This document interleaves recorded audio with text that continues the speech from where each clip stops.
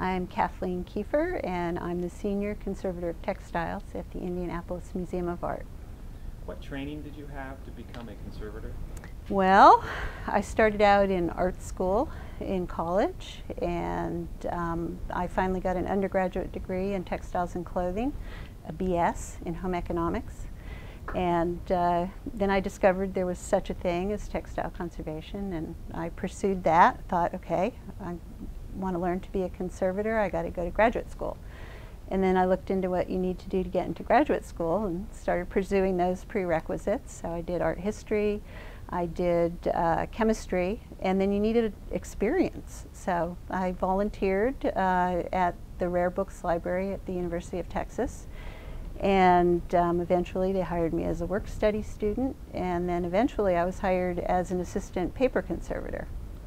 So I did that for a couple of years, and then I went to graduate school. I always knew I wanted to be a textile conservator. There were no textile conservators in the whole state of Texas. That's why I picked working in the Rare Books Library. And it was awesome. The archive there has theater costumes. They have the David O. Selznick archive, so they have Gone with the Wind costumes, they have Leon Bax costumes, and the people there were great. They hooked me up with as many textile-related things as possible, and then I studied at Winterthur, and here I am now, almost 20 years later. So what's the biggest change you've seen in the field since you became a conservator? Well, when I first started out, it seemed like conservators were just sort of in institutions, were kind of picking the things they wanted to work on. And it was more sort of individual object focused.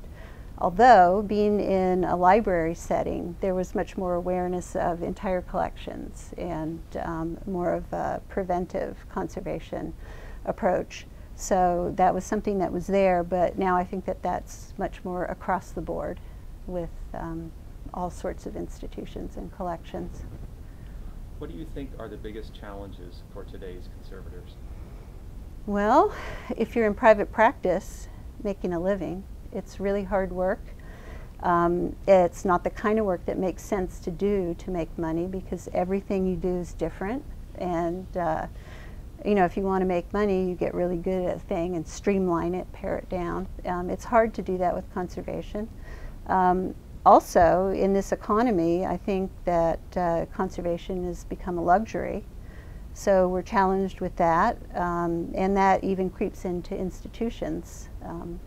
You know, having the value of our work perceived as valuable. But I think maybe it's always been that way as well. Can you tell us about a mistake you've made in conserving or assessing an artwork? Well, one that springs to mind immediately is when I was a graduate student. And it was during my second year, and that's when you do a lot of hands-on treatment. And it was right before the Christmas holidays. And I was working on some original underupholstery for a chair, a 17th century French chair. And I was putting back together the woven jute webbing that was part of the seat support, and it had never been removed from the chair. So I'm reweaving this broken jute, and I realized, oh no, it was twisted around something the wrong way. And you know, it was late at night at this point. I wanted to get out of town the next day, and I thought, you know what, I could just snip that and lay it in right. But if I didn't, and that's when I knew I was a conservator.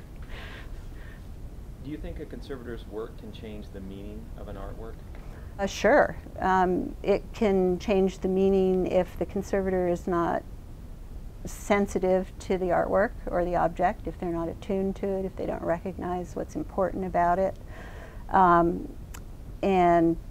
you know, they can put their interpretation on there, and that can certainly change it. Of course, that's something that conservators take special care not to do. And then also you can learn things about the object as you work with it. You become really intimate with it, you know it well. And there might be discoveries that influence how people read that object in the future or understand it and see it.